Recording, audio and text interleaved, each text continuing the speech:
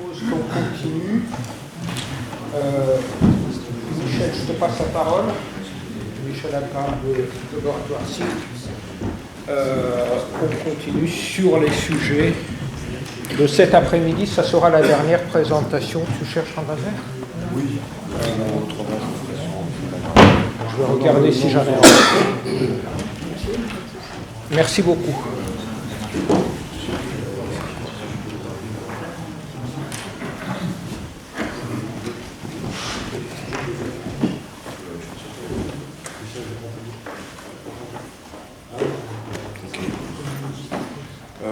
Bonjour à tous, merci de m'avoir invité à faire cette présentation, ce workshop. Je suis Michel Alcan, je suis ingénieur de recherche CNRS au CIRT, à l'Observatoire de Paris. Alors le CIRT, en fait, c'est le laboratoire des systèmes de référence dans l'espace, qui a une partie métrologique en fréquence en tant que laboratoire désigné par le Laboratoire national de métrologie et d'essai, qui est le NMI en France, qui s'occupe de toutes les unités et qui a sous-traité à notre laboratoire la métrologie en fréquence. Et également une partie métrologie capteur inertiel. Donc on est un département de l'Observatoire de Paris. Il y a d'autres équipes qui sont plus des astronomes au sein du CIRT qui travaillent sur l'observation de la rotation de la Terre et sur l'établissement de références célestes. Et il y a également une partie d'historiens des sciences. Donc au sein du CIRT, qu'est-ce qu'on fait? Donc on génère la référence de temps UTCOP, qui est la représentation temps réel de l'UTC en France. On met en œuvre et on développe des moyens de transfert de temps par satellite, GNSS, Two-Way Satellite Time Frequency Transfer. On développe des horloges et la recherche associée, des étalons primaires, des horloges optiques, des horloges compactes, des horloges spatiales et également tous les outils d'intercomparaison de ces horloges. Je vais aussi mentionner qu'on avait une activité sur les senseurs inertiels basés sur l'interférométrie atomique, et ça c'est motivé par le fait que ça utilise des techniques de manipulation d'atomes similaires à celles qui sont mises en œuvre dans les horloges. Et on a également des collègues qui sont plus théoriciens, qui nous aident à exploiter nos données pour faire des tests de physique fondamentale ou de relativité avec les horloges ultra précises que l'on développe. Et voilà, je mentionne que le CIRT va bientôt changer de nom parce que l'Observatoire de Paris se réorganise début janvier de l'année prochaine. Et donc notre laboratoire va fusionner avec l'Institut de mécanique céleste et des éphémérides pour devenir le laboratoire temps-espace. Pour nos activités en fréquence, ça ne va pas changer, il y a juste notre nom qui devrait devenir le LOP. Donc voici le sommaire de mon exposé. Donc je vais d'abord brièvement rappeler ce que c'est qu'une horloge atomique et une échelle de temps. Je vais donner quelques détails sur la façon dont les échelles de temps internationales UTC, TAI, la bombe du système international sont calculées par le Bureau international des poids et mesures. Je décrirai un petit peu aussi les techniques qui sont mises en œuvre dans les liens TAI. Et je présenterai ensuite plus précisément les activités dans notre laboratoire en partant de l'ensemble d'horloges que l'on maintient en laboratoire et que l'on développe. Je donnerai quelques précisions sur les fontaines atomiques, sur la façon dont on construit l'UTCOP, quelques détails aussi sur les transferts de temps par voie satellitaire qu'on met en œuvre, et puis un petit peu une liste de tous les moyens que l'on maintient pour mettre à disposition du TCO. Alors qu'est-ce que c'est une horloge atomique? Alors, l'objectif c'est de fournir un signal qui soit stable et qui fournisse une fréquence qui soit universelle. Et donc ça se base sur l'observation des fréquences de bord d'atomes non perturbés qui justement sont attendus comme étant stables et universels. Universels en sens que les transitions atomiques d'un atome seront les mêmes où que ce soit sur Terre ou dans l'univers. Et donc à partir de là, une horloge est construite selon le bloc diagramme qui est situé en dessous. Donc on utilise un oscillateur macroscopique qui fournit un signal qui est facilement utilisable, mesurable, palpable, donc qui est périodique et qui est à partir duquel on peut dater les événements, tout simplement en comptant les périodes de ce signal périodique. Mais la fréquence de cet oscillateur va évidemment dépendre de la façon dont il a été construit et ça va fluctuer parce qu'il y a des problèmes de répétabilité dans les process.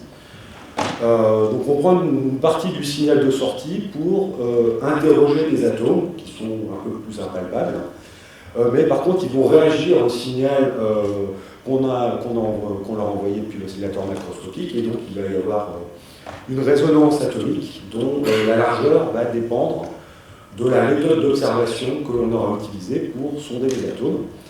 Et cette résonance fournit le discriminateur de fréquence qui va nous permettre de corriger l'oscillateur macroscopique.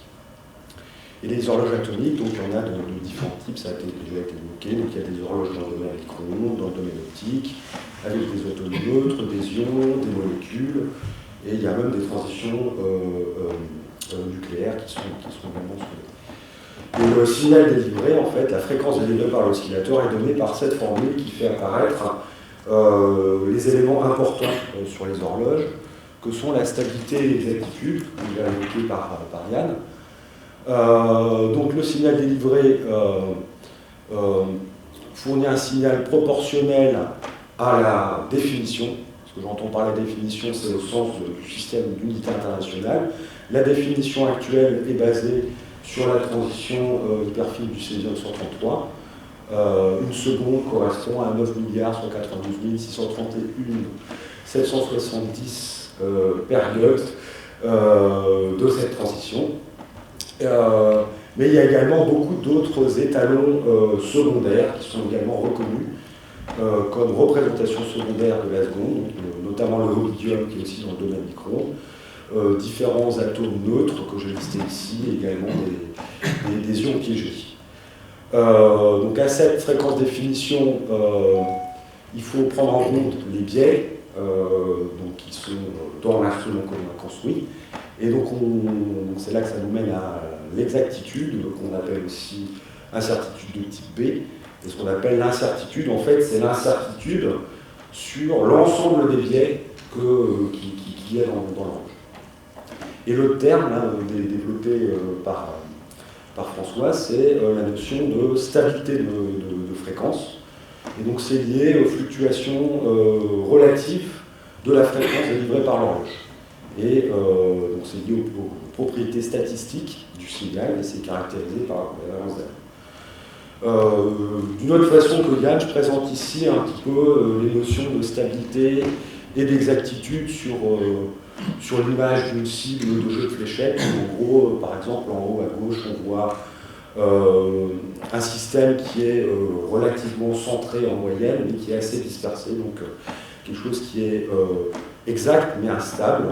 En bas à droite, on a quelque chose qui est plus regroupé mais décentré par rapport à l'objectif, donc on a quelque chose qui est stable et inexact, et donc évidemment vous comprenez que en haut à droite c'est quelque chose qui est exact et stable. Donc évidemment c'est des notions qui peuvent s'appliquer à d'autres domaines de la métrologie que le temps-fréquence. Alors qu'est-ce qu'une échelle de temps?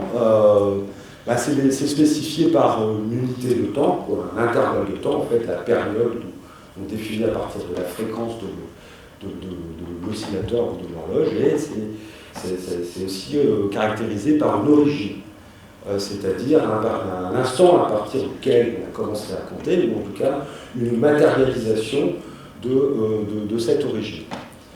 Donc c'est réalisé à l'aide d'une horloge qui matérialise un phénomène périodique et stable, mais voilà, ces horloges ont des biais par rapport à une horloge idéale, et donc il faut souvent piloter ces horloges. Et l'origine aussi, quand on parle de temps, on a aussi besoin de transférer ce temps, et donc il faut prendre en compte tous les délais de propagation, que ce soit au laboratoire ou pour des comparaisons à distance, en effectuant des étalonnages de tous ces délais par rapport au point de référence où on a défini l'échelle de temps. Voilà, et donc comme déjà évoqué, en fait, parmi les bruits dominants sur une horloge, une fois qu'on a enlevé les parties déterministes, il reste des bruits de scintillation de fréquence qui dans le domaine temporel correspondent à une marche aléatoire et donc à une divergence entre les échelles de temps. Donc c'est pour ça qu'il faut, pour garder cette cohérence, il faut qu'il y ait une référence internationale qui est construite à partir de l'ensemble des horloges, des meilleures horloges au monde, et c'est le BIPM qui l'établit au niveau mondial. Et donc voilà, c'est le rôle de l'UTC, de TAI, de la zone du système international. Donc tous les mois, le BIPM calcule ces échelles de temps en différentes étapes.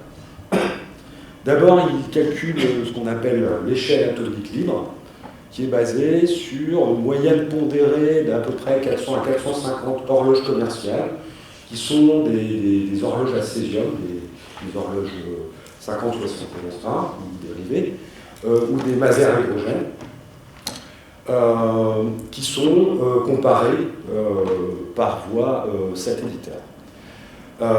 Cette échelle de temps, évidemment, elle est la fréquence moyenne de l'ensemble, et donc elle doit être pilotée par les meilleures réalisations de l'intérieur de la seconde, que sont les étalons primaires et secondaires de fréquence. Et ce pilotage donne le temps atomique international. Il y a également une note moyenne qui est faite des données des étalons primaires et secondaires pour définir la seconde du système international. Et c'est un paramètre qui est fourni également sous la forme de paramètre petit d, qui est l'écart entre le SI et la fréquence de TAI. Et la dernière étape pour aboutir à l'UTC, c'est d'appliquer les secondes intercalaires décidées par l'IERS pour garder UTC proche de UT1, qui est l'échelle de temps basée sur l'observation de la rotation de la Terre, à moins de 0,9 secondes. Et actuellement, on en est à moins 37 secondes, la dernière seconde ayant été appliquée il y a déjà quelques années, au 1er janvier 2017. Donc voilà, donc l'UTC, c'est une échelle de temps papier, c'est le résultat d'un calcul, qui est calculé à la fin du mois, plutôt dans le début du mois suivant, en exploitant les données du mois précédent. Donc pour les besoins au quotidien de générer des signaux, les instituts nationaux de métrologie comme le nôtre doivent réaliser des prédictions de l'UTC qu'on appelle des UTCK. Et donc pour vous, c'est UTC-OP pour l'Observatoire de Paris. En Allemagne, c'est UTC-PTB par exemple. Aux États-Unis, UTC-NIST. Voilà. Et les performances de ces échelles de temps, en fait, on les connaît a posteriori quand le BIPM a publié ses résultats dans la circularité. Voilà, donc là, le schéma montre le réseau TAI tel qu'il est actuellement, avec donc évidemment une grosse densité de laboratoires contributeurs en Europe. Et les couleurs de points présentent les différentes techniques qui sont utilisées comme lien principal. Donc avec en vert les laboratoires qui disposent à la fois du two-way et des GNSS, et d'autres qui n'ont que des GNSS. Et concrètement, donc les 80 laboratoires contributeurs doivent fournir des données de comparaison de l'horloge locale par rapport à leur UTCK dans une grille de 5 jours, des données de phase. Il ne faut pas qu'il y ait interruption dans ces données, autrement les horloges sont retirées, et si jamais il y a des sauts, il faut les corriger, il faut les renseigner, autrement ces horloges n'ont plus de poids dans le TM. Et on doit également fournir des fichiers journaliers de nos liens. Et c'est quelque chose qu'on doit fournir, voilà, il y en a toute une règle pour que ce soit bien organisé, que les données arrivent toujours en temps et en heure. C'est qu'on doit les fournir pour le 4 du mois suivant, le calcul du mois précédent. Je mentionne également que le BIPM calcule une solution rapide, une prédiction rapide de l'UTC, qui est calculée toutes les semaines sur des données journalières. Et il y a un peu moins de tableaux qui contribuent parce que là, fournir de façon journalière, ça nécessite des automatismes et il faut vraiment que les laboratoires aient des systèmes assez performants et continus. Mais il y a quand même une bonne partie des horloges qui contribuent, ce qui fait que les différences entre UTC rapide et UTC sont de l'ordre de 1 à 2 nanosecondes, ce qui peut faciliter la réalisation d'un UTCK pour certains laboratoires qui n'ont pas forcément les meilleures horloges disponibles. Donc pour intercomparer les laboratoires, la technique la plus utilisée, c'est d'exploiter les GNSS. Donc vous savez qu'il y a 4 constellations globales. Le GPS américain, dont la référence de temps est basée sur UTC et USNO. Ce que j'entends par là, c'est que GPS Time est piloté sur UTC et USNO, ça va être la même chose pour les autres constellations. Pour GLONASS, c'est l'UTC du FNIFRI. Pour Galileo, c'est basé sur une comparaison de données de 5 laboratoires européens, dont nous, les collègues allemands, espagnols, suédois et italiens. Et pour Beidou, la constellation chinoise, c'est basé sur le LTSC, qui est le labo de télécom chinois. Et donc les constellations émettent des signaux dans différentes bandes qui leur sont propres, mais qui se situent en bande L. Et donc des laboratoires qui veulent se comparer mettent en œuvre des récepteurs GPS de haute qualité qui suivent ces constellations, qui créent une antenne. Et voilà, donc ce que les récepteurs enregistrent, en gros, ce sont des fichiers d'observation qui regroupent en fait les pseudo-distances observées par chaque satellite, par chaque satellite observé. Et il y a également des données de navigation qui sont portées par les messages issus des satellites, qui fournissent l'information sur la position spatiale de chaque satellite et le temps bord, donc des horloges bord, par rapport à l'échelle de temps de la constellation. Et il y a des formats standardisés qui sont exploités par la communauté, notamment pour les applications géodésiques aussi, qui permettent du coup d'exploiter les données pour faire des comparaisons à distance. Donc, pour faire des comparaisons à distance, en fait, comme montré dans le schéma du bas, deux laboratoires ont chacun leur récepteur GPS qui suivent les satellites. Et en gros, en combinant les données d'observation et de navigation, en gros, on peut utiliser un pivot commun qui est par exemple le temps de la constellation ou par exemple le temps IGS. Et en observant, en faisant la différence des observations dans les deux laboratoires distants, on peut enlever cette échelle de temps commune pour aboutir à la comparaison entre les deux horloges de sol. Et alors on peut le faire avec des techniques monofréquences, mais dans ces cas-là, il y a encore les délais atmosphériques qui sont limités par le fait qu'ils sont juste modélisés. Donc ça, je pense que c'est plus trop utilisé dans les laboratoires nationaux de météorologie, mais par exemple pour beaucoup de GPSDO, je pense que c'est ça qui est utilisé. Autrement, on utilise plus des récepteurs multicanaux, donc qui mesurent les différentes porteuses des constellations, et en combinant ces porteuses, on est capable d'enlever de façon beaucoup plus efficace le délai ionosphérique. Alors il y a différentes techniques, donc la technique la plus facile à mettre en œuvre, c'est la technique de Common View, où en gros on regarde quels sont les satellites en commun, et donc du coup on peut retrancher le temps en vue par le temps de chaque constellation. Il y a aussi des techniques Common View, où là en gros on regarde dans chaque label distant l'ensemble des satellites vus. Donc ça permet de se comparer à des distances qui sont un petit peu plus grandes, mais qui ont certains avantages pour des longues distances, mais qui rajoutent du bruit si les laboratoires sont proches. Et il y a également des techniques plus avancées qui cherchent à exploiter non pas le code des signaux GNSS qui sont plutôt dans la gamme des dizaines de gigahertz, mais la porteuse. Donc, ce qui permet, donc, en augmentant en fréquence, d'augmenter la résolution, et donc de réduire le bruit sur les mesures.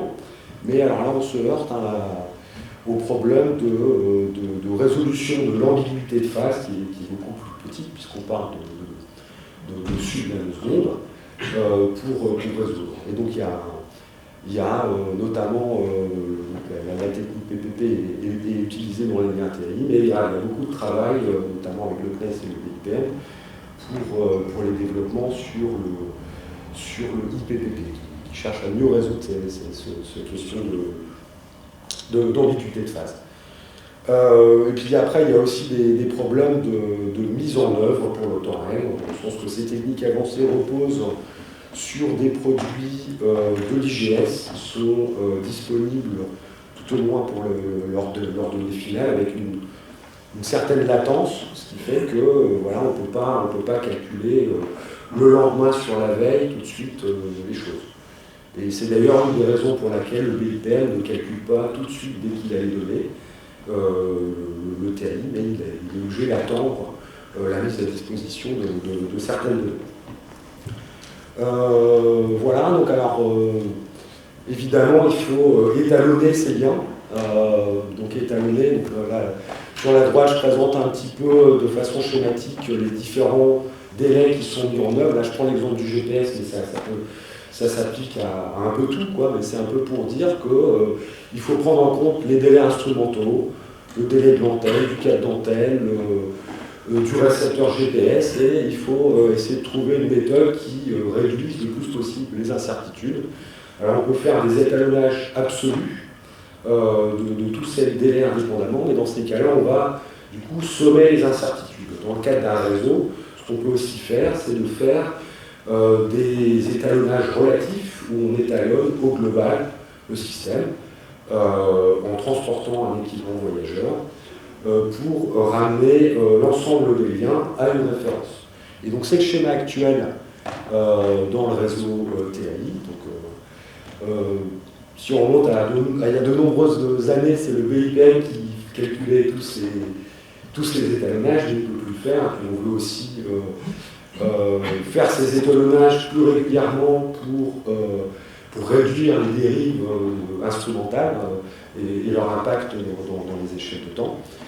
Et donc il y a depuis 2015 un schéma de ce type-là qui a été fait, où le BIPM étalonne des laboratoires dits groupe 1 qui sont responsables d'étalonner dans leur région métrologique des laboratoires dits groupe 2. Donc ces laboratoires groupe 1 sont le NIST et l'USNO pour les deux Amériques.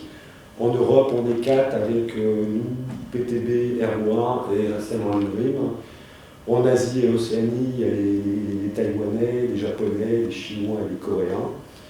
Et pour la zone Comet qui correspond à la Russie et ses anciens satellites, il n'y a que le VNIFRI qui le fait. Voilà, donc ce schéma il a commencé en 2015 sur le GPS, parce qu'à l'époque il y avait que le GPS qui pouvait être utilisé. Il a été élargi à Galileo en 2019 et tout récemment à Vélitou. Actuellement on est en train de faire nous notre premier étalonnage G1, G2 en Vélitou, suite à l'étalonnage de notre station de référence par le BIPM. Oui, peut-être ce que je dois mentionner également, c'est que le réseau, du coup, il repose sur un récepteur de référence qui est celui du BIPM, qui a quelque part été étalonné en absolu par des agences spatiales. Et on regarde la stabilité de ce récepteur de référence par le fait que les laboratoires groupe 1 maintiennent des stations fixes qui sont celles qui sont étalonnées pour servir de référence par la suite aux étalonnages G1, G2. Voilà, donc je mentionne un peu plus bas là, les incertitudes qui sont conventionnellement établies pour les liens TAI. Pour un laboratoire G1, c'est de l'ordre d'une 1,5 nanoseconde. Pour un laboratoire G2, c'est un petit peu élargi parce que, évidemment, il y a un système intermédiaire. Je distingue également les étalonnages avec clôture, c'est-à-dire un instrument que l'on déplace et qui revient au même endroit, ce qui permet de vérifier qu'il n'y a pas eu de fluctuation d'instrument de voyageur pendant la séquence d'étalonnage. mais on peut aussi faire un étalonnage direct par comparaison directe. Là, c'est le laboratoire qui envoie le système. Mais là, comme il n'y a pas de clôture, en fait, on estime qu'on doit élargir l'incertitude. L'autre technique qui est mise en œuvre, c'est la technique Two-Way Satellite Frequency Transfer. Donc là, c'est un système de voies. Donc là, les deux laboratoires disposent chacun d'une station qui est référencée sur son horloge ou sa référence locale. Les stations émettent en même temps vers un satellite stationnaire un signal synchronisé sur ces horloges, c'est répété sur le satellite et reçu en même temps. Donc, ce qui fait qu'en combinant les données qui ont été collectées, étant donné que la propagation est simultanée, quand on fait la différence des données, on enlève très bien tout ce qui est délai de propagation. Ce qui est différent du système GNSS, où là, c'est vraiment un système unidirectionnel, où là, on a besoin d'avoir une très bonne connaissance de la position des satellites et de ces mesures bifréquences pour enlever le délai de propagation. Voilà, donc c'est un petit peu pour donner un aperçu des développements en cours. Donc le matériel qui est utilisé le plus couramment, ce sont des modems SATRE. Ce qu'il faut dire aussi, c'est que les systèmes doivent être identiques. Si on veut dialoguer, il faut qu'on ait exactement le même instrument, parce que voilà, c'est basé sur des codes spécifiques qui sont attribués à chaque laboratoire. Donc voilà, le modem SATRE, il travaille à 70 MHz. C'est ensuite converti en fréquence en bande KU, puis émis et reçu par une antenne parabolique dont le diamètre est de l'ordre de 20 mètres. Voilà, c'est associé à un satellite de télécom pour lequel on a loué une bande passante. Et dans le réseau TAI, il y a des périodes, il y a des sessions bien précises pour réaliser ces mesures. Toutes les heures TC pair, avec des sessions de 3 minutes par paire de la nuit. Et les heures impaires peuvent être utilisées pour effectuer des expériences ou des choses comme ça. Donc dans le réseau Two-Way, il y a actuellement 10 labos TCK qui sont en Europe et aux États-Unis. Les collègues asiatiques ne peuvent plus passer par ce réseau depuis quelque temps parce qu'il n'y a pas de situation stable au niveau satellitaire. Il y a également des développements pour essayer de se passer des modèles SATRE qui ont certaines limitations techniques. Et donc il y a des développements, notamment avec ce qu'on appelle le Software Defined Radio. Et donc il y a une première série de systèmes qui est en fonctionnement avec une émission avec les modems SATRE et une réception en SDR. Et le lien OPPTB a été le premier lien opérationnel sur cette technique. Et il y a d'autres labos qui probablement vont rentrer dans le réseau puisqu'ils ont été étalonnés avec cette technique lors de la dernière campagne. Il y a également les collègues japonais du NICT qui ont développé complètement un modem en émission et en réception fonctionnant sur les SDR. C'est basé sur des codes GPS. Et donc ils l'utilisent assez régulièrement pour leur comparaison en Asie. Et en ce moment, il y a une campagne qui est en cours en Europe. Et il y a également d'autres équipes. Là, je mentionne qu'on a une collaboration avec l'Observatoire de Besançon pour développer notre forme technique. Peut-être que Jean-Michel Freud en parlera demain, je ne sais pas. Il y a également des collègues chinois, italiens, suédois et russes qui travaillent sur ces thèmes-là. Et je mentionne également d'autres thèmes qui ont été testés et qui devraient être testés encore par la suite, même si ça ne rentre pas dans le réseau TAI pour l'instant. C'est l'utilisation de la porteuse également, donc avec la même idée que pour le GPS, et que si on utilise la porteuse, on va gagner en stabilité court terme. Et également d'autres essais en augmentant la largeur du code, mais dans ces cas-là, c'est associé au coût de location de la bande satellitaire. Voilà, donc là le graphique c'est un petit peu pour montrer les stabilités des différents types de liens. Alors, vous avez en noir une comparaison entre UTCOP, UTCOPTB, UPTB par Common View. Oui, donc, peut-être je dis tout de suite que sur le long terme, si on voit des fluctuations, c'est parce que les échelles de temps rentrent en ligne de compte. Là. En sciences, c'est GPS Time en UTCOP, en magenta, c'est Galileo System Time en UTCOP, donc qui est significativement meilleur que l'exploitation du GPS.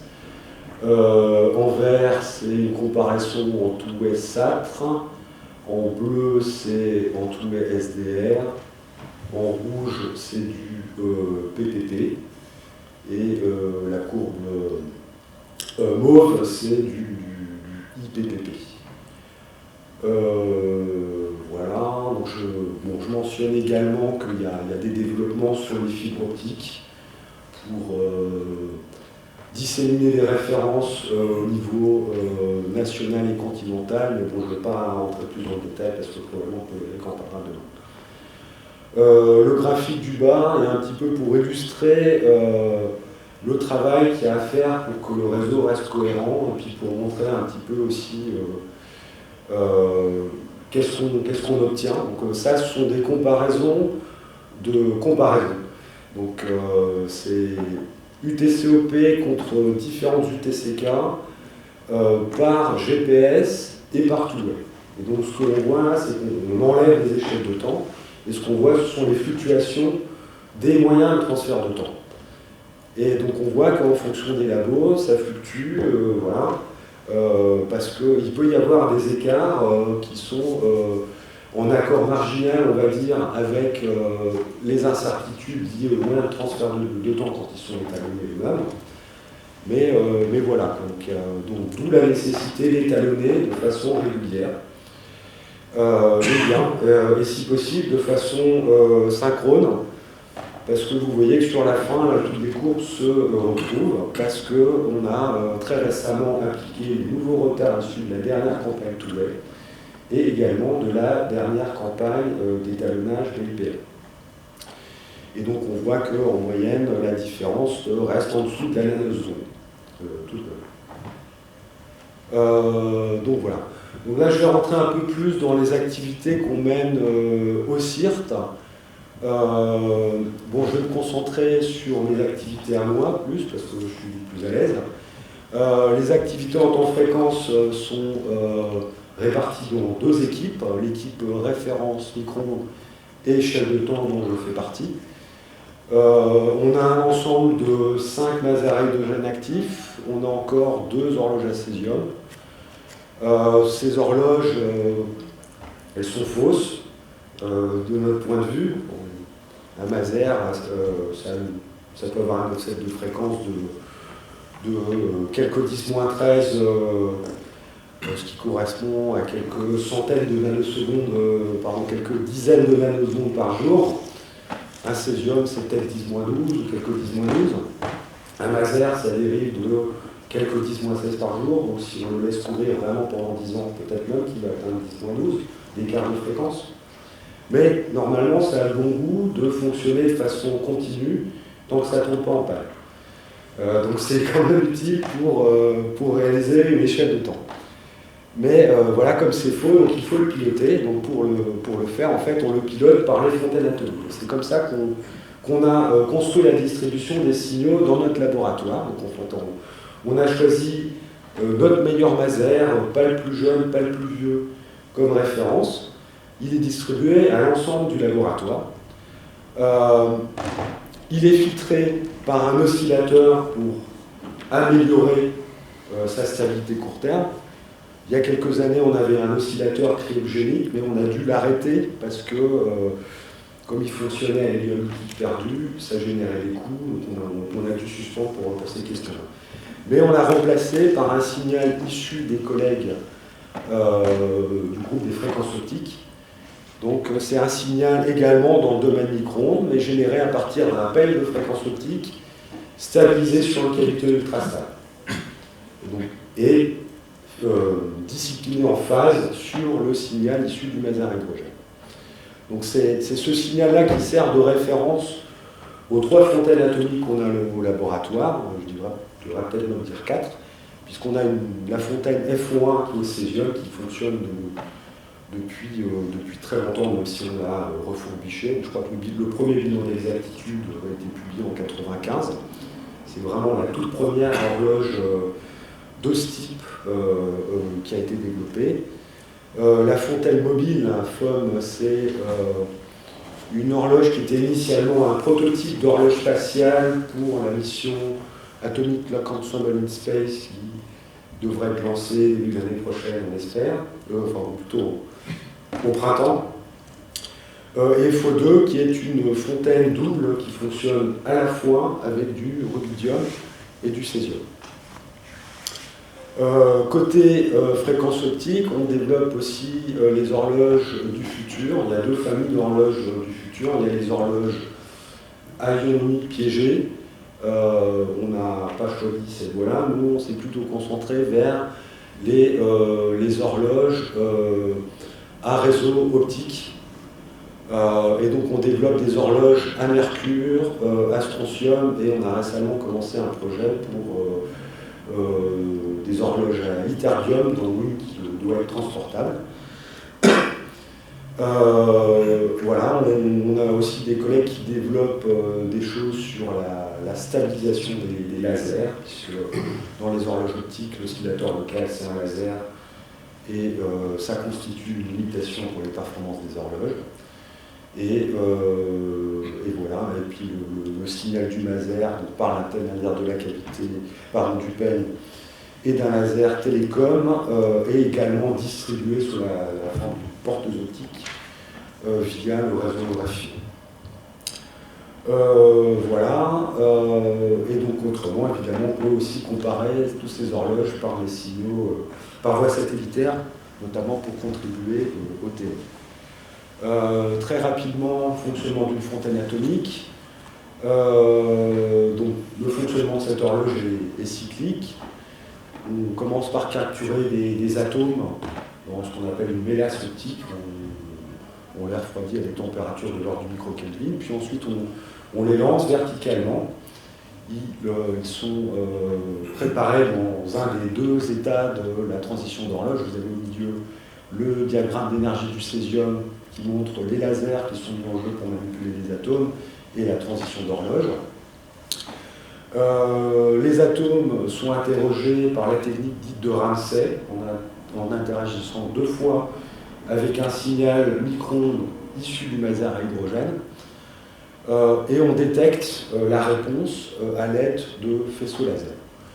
Et les franges de résonance qu'on observe, vous les voyez en haut à droite, là, ce qu'on appelle des franges de Ramsay, qui ont une largeur de résonance de l'ordre du Hertz, donc qui dépend en fait du temps passé au-dessus du résonateur d'interrogation. Et avec nos fontaines, on a démontré la meilleure stabilité jamais obtenue, à raison de 1,6 10-14 à 1 seconde, et on obtient des meilleures exactitudes de 2 à 3 10-16. Et donc, depuis nos développements, il y a plein d'autres horloges qui ont commencé à être développées.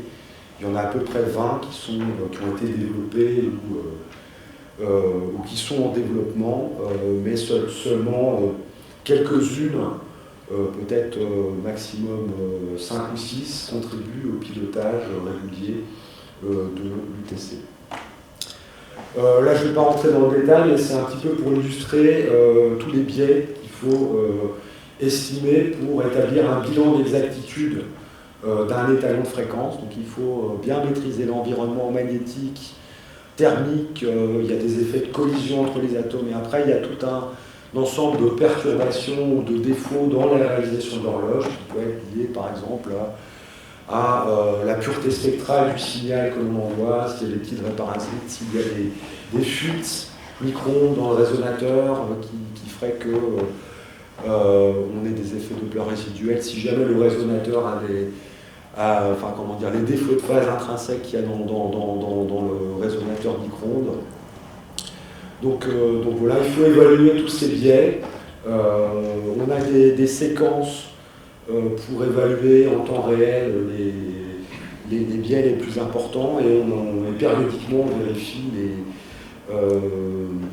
certains biais qui sont plus petits et a priori plus stables. Et voilà, donc on aboutit à des bilans d'exactitude de 2,2 pour le mieux pour FO2 césium, à peu près pareil pour F1 et FO2 rubidium, et un petit peu moins bien pour la fontaine mobile qui est un petit peu plus simple.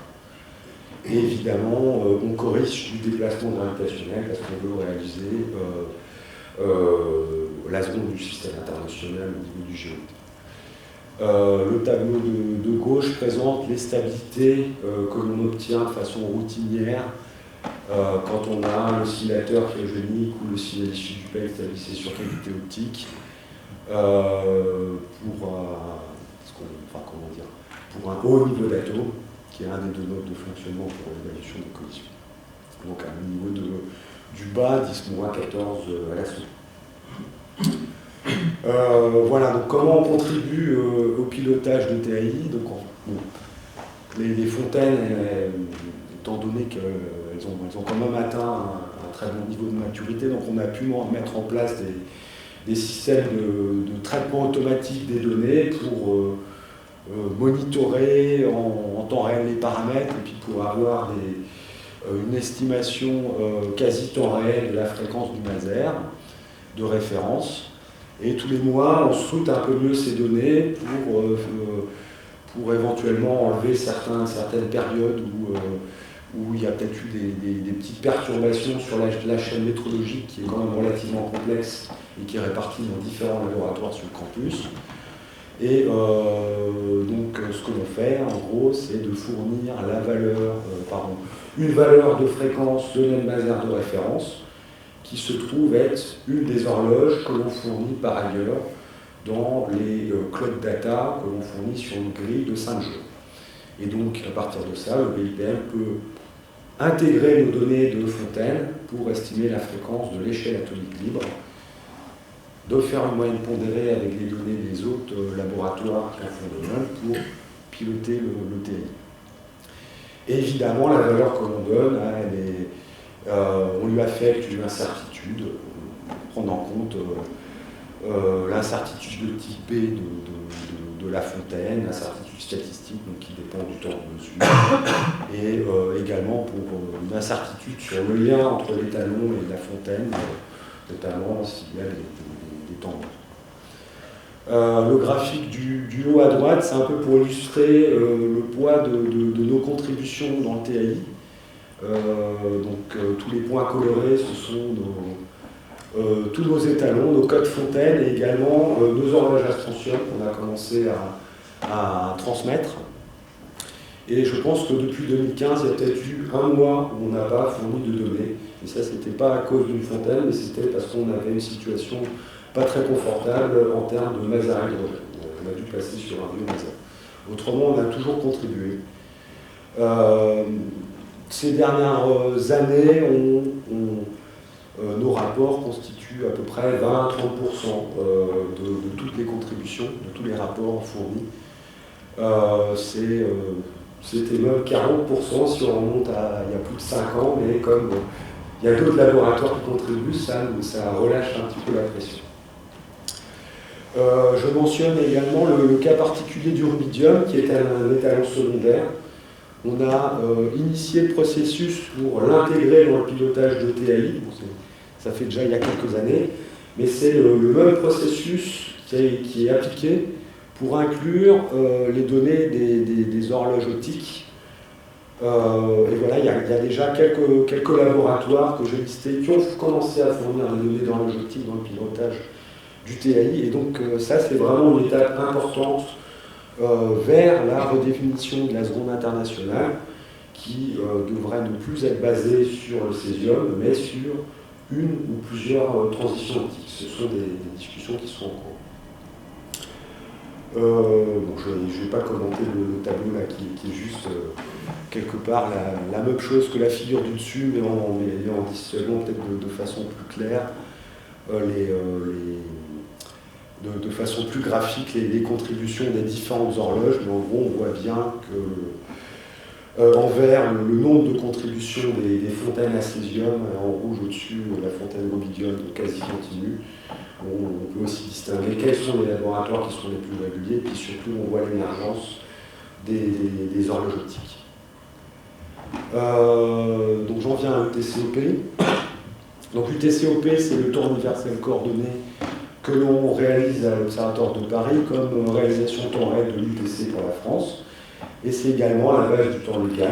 Le temps légal, c'est juste l'UTCOP plus une heure ou deux pour son heure d'hiver en heure d'été. C'est une échelle de temps qu'on veut garder autonome sur une période de 30-40 jours, qui est basée que sur nos horloges à nous. Et en ce sens-là, ça doit être une vraie contribution au timekeeping international, parce que c'est complètement indépendant des GNSS et ça permet même de les monitorer. Et donc c'est une échelle importante parce que ça constitue le pivot de toutes les contributions françaises au TAI, donc les contributions des étalons primaires et secondaires, les horloges commerciales. Et donc ça doit être stable, exact, fiable, et ça conduit donc la continuité d'un maser hydrogène et la stabilité et exactitude des fontaines. Donc voici le principe. Donc on exploite les traitements automatiques des données de fontaines. On a également des intercomparaisons des fontaines, des masers. Donc du coup, ça nous permet d'estimer toutes les heures la fréquence de tous les masers contre toutes les fontaines. Et tous les jours, on estime un pilotage sur la base d'un flux linéaire des données, en exploitant les 5 derniers jours. On a choisi cette période de 5 jours de façon à être quand même assez robuste en cas d'interruption de l'ensemble de la chaîne métrologique, notamment s'il y a un problème durant la nuit ou durant un week-end. Donc il faut pouvoir quand même garder une certaine autonomie. Voilà, et donc il y a également un petit pilotage que l'on met à jour quand on a les résultats publiés par le BIPM dans la circularité. Et donc ce petit pilotage, qui est habituellement de quelques 10-16, sert à compenser la pente qu'on a observée entre UTCOP et UTC, et puis de ramener la moitié de la phase au cours du mois suivant, pour éviter que ce soit une boucle suroscillante. Et voilà, donc le schéma de droite montre qu'en fait UTCOP est une échelle redondante, parce qu'on génère physiquement plusieurs échelles de temps basées sur différents masers qui ont des pilotages indépendants sur les fontaines, même si ce sont les mêmes fontaines, et qui ont également un pilotage indépendant vers l'UTC. Et ces deux échelles de temps alimentent un commutateur qui nous permet de basculer entre nominal et redondant si on pressent qu'on va avoir un problème sur l'un des masers ou sur un des systèmes. Et voilà, toute la distribution est réalisée en aval de ce switch. Et le point de référence du TCOP, il est sur un connecteur bien défini du distributeur principal à un niveau de trigger de 1 volt sur 50 ohms, et on fait toutes les mesures de délai par rapport à ce point de référence. Donc ici, pour illustrer les performances du TCOP, j'ai tracé quelques UTCK par rapport à l'UTC, donc avec UTCOP sur la courbe noire, où vous voyez que l'UTCOP se maintient à quelques nanosecondes de l'UTC en permanence. Voilà, donc ça c'est des données qui datent de 2020, enfin qui courent depuis début 2021. Donc quelques nanosecondes, ça approche les incertitudes des liens. Et un autre ordre de grandeur à garder en tête aussi, c'est que un offset de fréquence de 3-10-16, qui est de l'ordre de l'exactitude des fontaines, ça correspond à une nanoseconde cumulée au bout de 40 jours, qui est le délai, en fait, étant donné le délai de calcul et de publication de l'UTC, donc c'est la période sur laquelle on doit rester indépendant. Alors vous voyez peut-être qu'entre 60 000 et voilà, il y a un peu plus d'un an, là, il y a eu des petites fluctuations. Voilà, c'est rentré dedans. Là, c'est à peu près la période où on a dû arrêter l'oscillateur cryogénique et il a fallu très rapidement trouver une solution de backup. Donc pendant un certain temps, on a travaillé non pas avec le signal issu du PEL, c'est-à-dire sur qui était optique, mais sur les réserves directes, on avait plus de bruit. Et donc on a du coup eu plus de difficultés à garder la phase, quoi. Donc on n'est pas content sur cette période-là, autrement sur une bonne partie des autres périodes, on est resté à moins de 2 nanosecondes même, hein. Mais voilà, c'est ça le travail de maintenir des échelles de temps. Ça repose vraiment sur plein de choses et plein de mots. Je vais revenir sur les techniques qu'on met en œuvre. Donc j'ai déjà mentionné le two-way.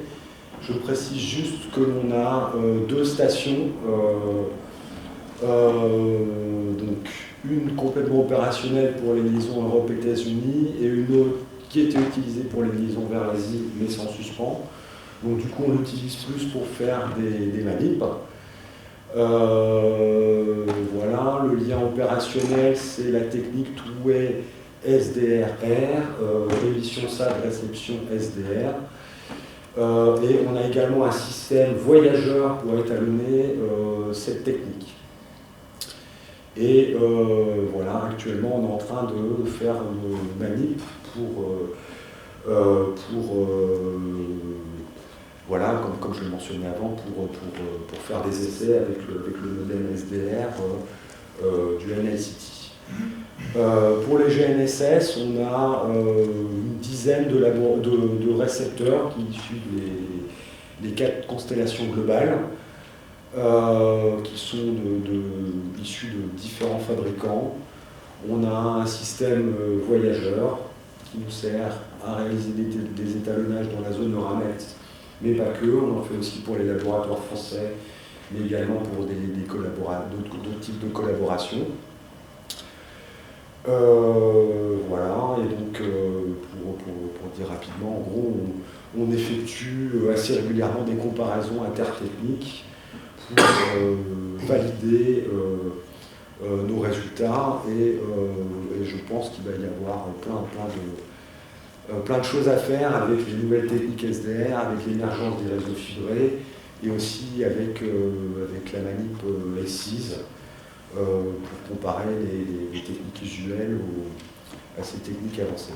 Je mentionne également qu'on a une contribution assez importante pour Galileo, comme on a un des labos qui fournissent des données quotidiennement. Il faut qu'on dépose les données tous les matins à 1h30 ou 2h UTC, je ne sais plus, la porte du serveur est ouverte pendant juste une demi-heure. Et si ce n'est pas à l'heure, on a des pénalités. Et on a également un rôle pour l'étalonnage des stations GNSS impliquées, donc c'est les 5 labos qui fournissent des données, mais également les 2 centres, les 2 Precise Time Facilities, où sont générées les échelles redondantes de Galilée.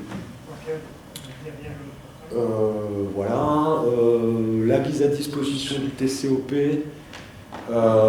Donc je mentionne qu'on héberge un équipement du système ECNOS, qui est ECNOS pour Open Geospatial Navigation vers les systèmes, qui exploite des satellites géostationnaires en complément à GPS et qui diffuse des messages d'intégrité des signes GPS, notamment à destination de l'aviation civile.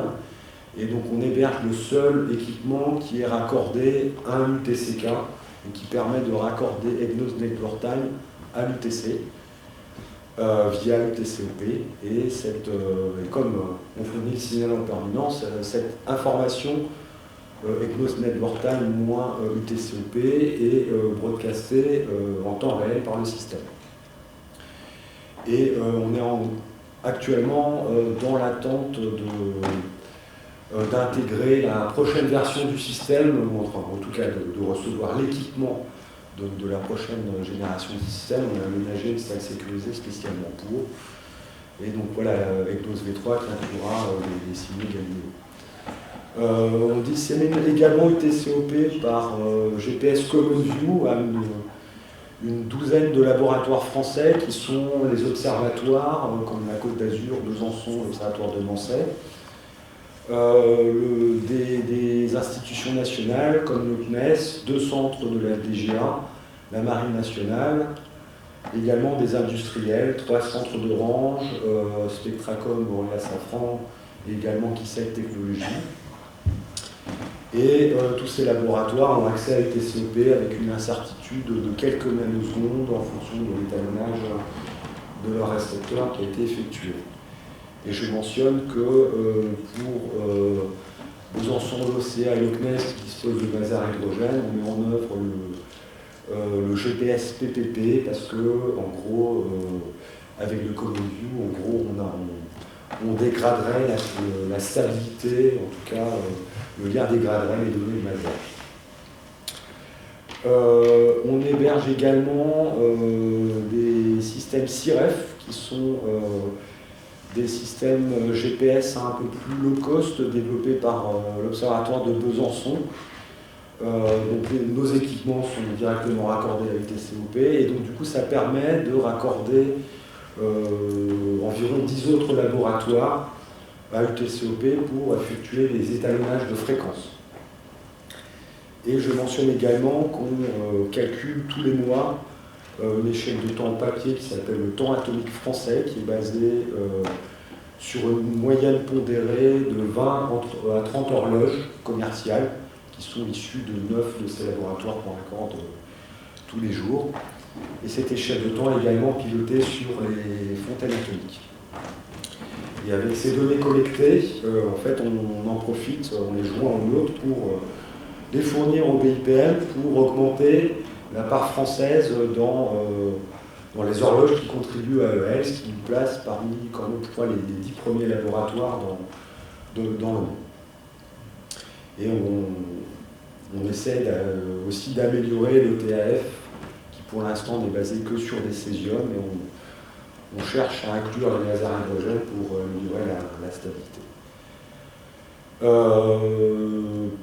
Pour de la dissémination plus large, on va dire, on met en œuvre également d'autres techniques. Donc, on a hébergé un système qui a fonctionné pendant presque 80 ans, qui était l'horloge parlante, mais ça a été arrêté sur décision de l'opérateur Orange, l'opérateur historique, puisque tout ça, ça a été développé évidemment quand tout était des systèmes nationaux. Donc comme on avait quand même pas mal de demandes, on a mis en place un site web assez simple qui permet de diffuser l'heure légale, qui est juste quelque chose qui, en gros, qui scrute l'heure du PC client par rapport à nos serveurs NTP et qui vérifie certaines choses et qui donne quelques indicateurs de biais et de statistiques. Mais c'est sur le best effort sans garantie de continuité de service. On diffuse également le temps par MTP, on a des serveurs primaires directement accordés à UTCOP et des serveurs secondaires accessibles au public. On a de l'ordre d'un million de requêtes par heure qui, en gros, si je compare à ce qui se passe dans les autres labos en Europe, n'est pas complètement ridicule. Le MTP, en gros, ça permet de fournir une incertitude de 10 nanosecondes, et évidemment les performances, pardon, de 8 secondes, pardon. Mais évidemment les performances vont dépendre du réseau. Réseau que l'on ne maîtrise pas nous. Il y a également des questions de traçabilité, de sûreté liées à la diffusion liée au MTP. Et donc pour distribuer ce service que nous, on ne pouvait pas réaliser par nous-mêmes tout seuls. Donc il y a la solution SCP-TIME qui a été développée par Gorgitani et d'autres industriels, nous-mêmes, l'Observatoire de Besançon, qui a été soutenu par BPI France. Et donc c'est un protocole qui rajoute, qui rajoute des couches pour la sûreté et la certification dans la distribution du temps. Et donc dans ce cadre, on héberge 2 serveurs principaux dans nos locaux qui sont également directement branchés sur UTCOP. Et après, le réseau a d'autres serveurs secondaires en relation directe avec les clients. Et c'est une activité qui est menée avec l'EASI-IC. UTCOP, ou plutôt le temps légal, même si c'est juste une heure la différence, est diffusé par le signal ALS 162, donc porteuse 162 kHz. Donc ça s'appelait avant France Inter Grande Zone, puisque ça disséminait la radio sur France Inter à l'époque. Maintenant, il ne reste plus que l'information de temps. Et donc ça, c'est réalisé en collaboration avec la NFR, TDF, France Horlogerie, l'Observatoire de besoins minimum. Et la référence, en fait, elle est basée sur des horloges qui sont maintenues à l'émetteur, qui se situe à Nice, dans le centre de la France. Et cette horloge, elle est comparée en permanence par Common View à l'UTCOP, ce qui garantit la traçabilité. Et si on exploite le signal ALS, on a accès à une exactitude de 10-12 qui est en fait liée à l'offset de fréquence de l'horloge, même si on pourrait le corriger a posteriori, et une exactitude en temps sur le code qui est également diffusé de l'ordre de la milliseconde, si tant est qu'on prend en compte évidemment le temps de propagation entre l'émetteur et notre récepteur et qu'on a étalonné le récepteur. On commence également à diffuser du temps par White Rabbit, mais encore une fois, je pense qu'Opolé qu'on parlera demain. Donc ça se fait notamment dans le cadre du réseau RFI. Je signale également, pour finir, qu'on diffuse un bulletin mensuel qui regroupe tous nos résultats, qui est un peu sous le mode de la circularité, mais sur nos activités ONM-CIRT. Et donc ce bulletin il est mis à disposition sur notre site web. Et voilà, donc je finis par caractériser un petit peu nos activités qui sont permanentes, 24 heures sur 24, qui sont sous système qualité, parce que voilà, on a un besoin de reconnaissance par les pairs qui nous impose ce système qualité, parce que voilà, en tant que laboratoire national de métrologie, on est le premier maillon après le BIPM pour mettre à disposition les références primaires de temps et de fréquence. On a également des activités sous service level agreement, notamment avec les agences spatiales, et nos activités sont également menées dans un cadre, un régime restrictif au niveau sûreté. Merci beaucoup, Michel. Je vous propose de prendre le temps pour quelques questions éventuelles. Oui, Didier. J'ai une petite question pratique là, sur les transparents que tu montres sur le toit de l'observatoire. Il y a des antennes GPS. Ok, je pense que. Oui.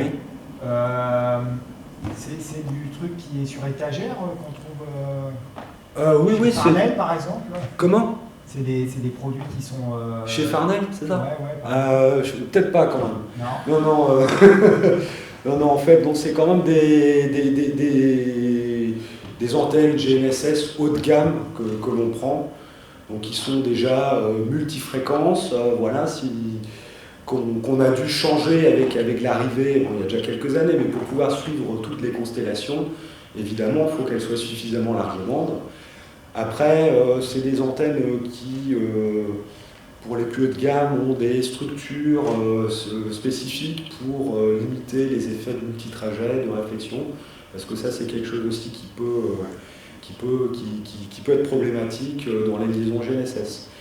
Après, voilà, on a également des antennes qui sont un peu plus simples, un peu plus low cost, notamment pour les systèmes voyageurs, pour faire des étalonnages, mais l'expérience montre que si on prend vraiment des antennes pas au top, on peut observer des fluctuations, et donc ça peut poser des problèmes pour les étalonnages qu'on réalise. Après, tout dépend de ce que vous voulez en faire. Quand tu parles de voyageurs, c'est les rovers, c'est ça? Non, pardon, excusez-moi. Système voyageur, c'est juste que c'est un équipement, voilà, un récepteur GPS, son antenne, son câble. On trimballe généralement aussi le compteur d'intervalle de temps. Et donc ça, c'est pour étalonner le système d'un autre laboratoire. Donc notre système voyageur, on commence par le faire fonctionner en parallèle à notre système de référence qui a été préalablement étalonné par le BIPM. Donc, du coup, on transfère vers notre système les délais internes étalonnés de notre référence. On fait pareil dans le laboratoire distant, donc on envoie notre système voyageur.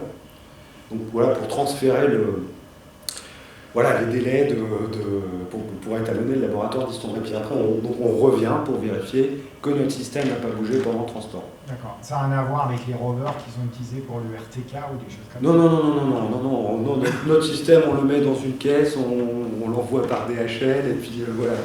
Ok. Moi, j'ai juste une question, je ne sais pas si on en parlera. Est-ce qu'on en parlera de la réflexion concernant la sonde intercalaire qui est actuellement au niveau du LNE et international, disons, est-ce que le fait d'abandonner ou d'attendre les discussions qui ont lieu actuellement là-dessus? Alors, je n'ai pas révisé sur les termes exacts, mais je pense que il se trouve qu'il y a des réunions du CCTF en fin de semaine, demain et après-demain, à laquelle je vais participer. On va probablement réévoquer ça sur le calendrier. Donc, j'ai plus exactement le calendrier en tête, quoi, mais je pense que ça doit être 2035, elle parlait de Patricia. Ok, je veux bien souvenir. Voilà, oui, c'est pour ça. Je voulais savoir si le LNE participait, parce que mais bien sûr. Patricia nous a parlé de ça la semaine dernière. Et je voulais savoir comment ça s'organisait. Parce qu'en gros, elle demandait aux industriels ce qu'ils en pensaient. Et je voulais savoir un peu comment la décision allait être prise à la fin. Moi, je pense que la décision d'élargir l'écart est prise, d'augmenter cette tolérance. La date d'application, je crois qu'elle est prise. Peut-être que la durée, l'augmentation de cette tolérance, de ce que j'en ai retenu encore, n'a pas été encore décidée. Est-ce que ça va être 256 secondes? Est-ce que ça va être 1 heure? Je ne sais pas. Toujours est-il que cette augmentation de la tolérance, de toute façon, elle va être suffisamment grande de telle sorte qu'elle n'impacte pas notre vie quotidienne.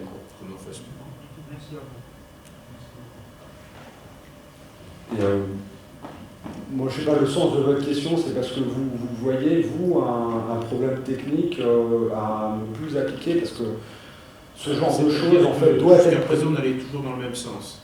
Comment? Jusqu'à présent, on allait toujours dans le même sens. Oui, les ondes intercalaires ont toujours été positives, et c'est vrai qu'il y a un... Je me demande si certains industriels ont étudié dans l'autre sens. C'est juste ça. Oui. C'est aussi pour ça que, effectivement, les organismes internationaux qui travaillent pour mettre en application l'augmentation de la tolérance essaient de le faire le plus vite possible, quoi. Une dernière question, éventuellement. Vous avez indiqué au début de l'exposé un écart entre UTC-R et UTC-K. UTC-R, c'est bien la référence. Ah non, pardon, je me suis peut-être mal exprimé. C'est ça, l'indice R, c'est la référence. Non. Quand vous prenez une référence, disons, pour la contribution de différents laboratoires, ça n'est pas une valeur, c'est au début de l'exposé.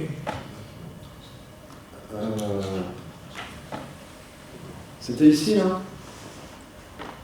Parce que... La formule, vous avez une petite formule absolue, UTC. Deux formules?